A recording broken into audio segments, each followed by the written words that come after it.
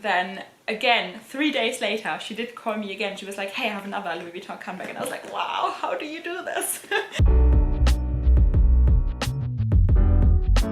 Hello everyone and welcome back to my channel. So today we're gonna talk about my Louis Vuitton Cannes bag, and by the way, I just have to say it is incredibly hot today. Like, summer has finally arrived in the UK and just existing is basically too much. So this is definitely not my weather, this is not my temperature, it's way too hot and it's really uncomfortable, so that's why I look a little bit different today as well. But yeah, nevertheless, so today we're going to talk about my Louis Vuitton Cannes bag, and I think this is already an iconic classic bag, even though it only came out like, what was it? Last year? I think so. So I think it is such a unique piece, and there's so much I have to tell you guys about how I got this bag. It's a story time video. So I hope that you're gonna enjoy this, and yeah, let's get started. So first of all, when this bag came out, it was incredibly hard to find, and they always had like a display bag in the LV boutiques, but you were never able to say, hey, I want to buy that bag. That was just not possible. And it was so high in demand basically that there was a waiting list, and the waiting list at the time was about, I think, 3 to 4 months. At least that was the case here in London. No matter if you went to Harrods or to Bond Street or to any other LV boutique, they would always tell you it's like a 3 to 4 months wait time basically. And I've said it several times before, but I always feel like I cannot, you know, mention this enough, and I cannot stress this enough, that I have the best SA, the best Louis Vuitton SA on earth. She is absolutely amazing. She was in the flagship store in Bond Street first, but now she moved to Selfridges, and I've been working with her for many years, and I absolutely love her. She is really the most incredible person ever. She got me my Louis Vuitton Python Artsy, which is one of 10 in the world, and yeah, if you haven't seen that video, please go and check it out. I'm gonna link it in the description box and then you can have a look. But she is incredible, and I basically told her, hey, you know, I really would like to get this bag. What's, you know, what do I have to do? Is there any chance we can get it faster? And she basically said, you know, of course I can't, you know, promise you anything. Let's see what I can do. And 3 days later, I got a call from her, and she said, hey, I have a bag here for you if you want to have a look at it. And I was like, wow, okay. Basically running to like the tube and, you know, going towards central London.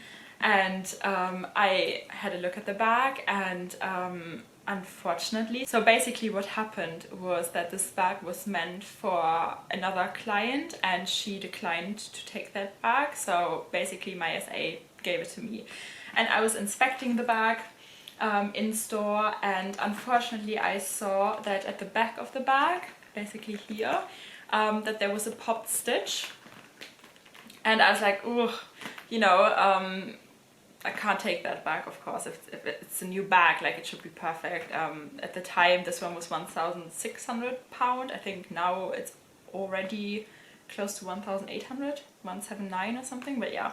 So she said, yeah, of course I understand, and she didn't notice that herself. So that was basically my first try of getting the Cannes bag, and then again, 3 days later, she did call me again. She was like, hey, I have another Louis Vuitton Cannes bag, and I was like, wow, how do you do this? I mean, it's incredible. Other people have to wait 3 months, and she made it happen the second time that I was able to theoretically get one, you know, after 3 days. So I went to the shop, I looked at the bag, and I didn't see anything wrong with the bag, so I took it home. That was my second Cannes bag. And at home I noticed, unfortunately, so the bag comes with 4 feet, and I noticed, let me give you a close-up shot, but I'm gonna give you like a tour of the bag later as well. I noticed that that foot here was loose, and you could basically feel it. It was always like coming down a little bit, and you could basically push it back in, and that should not be the case either, right? So all of these feet, they are very solid and you can't move them or anything, and they are not moving themselves either. So I was like, oh, hey, you know, I just noticed that one of the feet, basically, but one of the feet is loose. And she said, oh, not a problem, just bring it in and we have a look at it, because they can actually fix certain things in the boutique. And so basically brought the bag back in, and they had a look at it, and they said no, they cannot fix it. there and then. So she just took the bag back and basically ordered another one especially for me. And that one I think arrived even 2 days later. It was unbelievable. And that was this one actually. So this is my Louis Vuitton Cannes bag, and it's the third one, but you know, number 3 is the charm, right? So this one is absolutely perfect. I inspected it, and you know, it's incredible, and I've been wearing it quite a lot. It's been holding up really well, so this one is a perfect bag, and there's nothing wrong. So yeah, that was my little story time video, and I think, you know, I love Louis Vuitton, but we've been talking about this several times before, that not only specifically for Louis Vuitton, but for all fashion houses, it's kind of a thing that the quality goes down while the prices go up. And you know, it shouldn't happen, right? That you have to go through like basically 3 Louis Vuitton bags to find one that doesn't come with any flaws. You know, I don't know why that's the case. This bag, like I said, was very high in demand, so maybe they made many bags in the shortest amount of time, and that's why some, you know, some flaws have basically made their way through the control system. But yeah, I've seen other YouTubers here on YouTube talking about the same issues with their Cannes bag, and you can probably find their videos. So I know it wasn't only me, it was other people as well who did have, you know, who did spot marks and flaws, and who saw popped stitches on Cannes bags before. Maybe it has something to do with the shape. This is a very unique shape. Maybe it's pretty difficult to do that and to stitch this together. I mean, how many round bags do you see, right? So yeah, I absolutely love the Cannes bag.